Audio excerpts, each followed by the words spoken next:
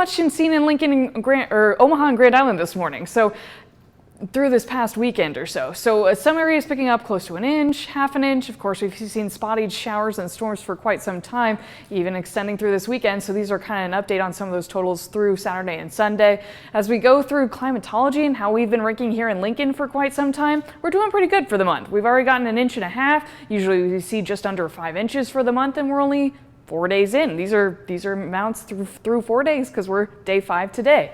As we go through the rest of the year, usually we're about 11 inches, 11 and a half inches for the entire year by this time, but we're still quite a bit underneath that. So that's kind of putting things in perspective. Even though we're doing good this month, for the whole year, still far behind, still behind by 5.5 inches or so.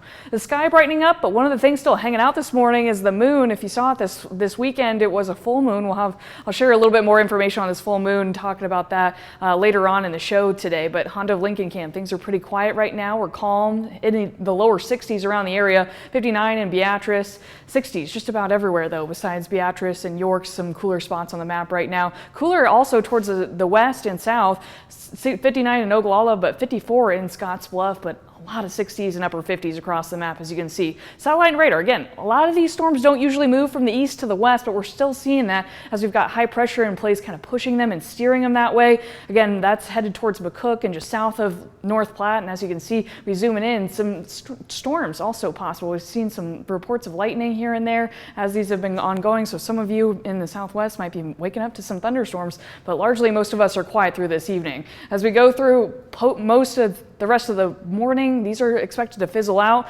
And then we're mostly clear, actually going through most of this morning. A lot of sunshine expected as we start the day, and then with the daytime heating, some isolated pockets of storms possible as we go through the day, largely south of I-80 and near the Kansas border as we go through this afternoon.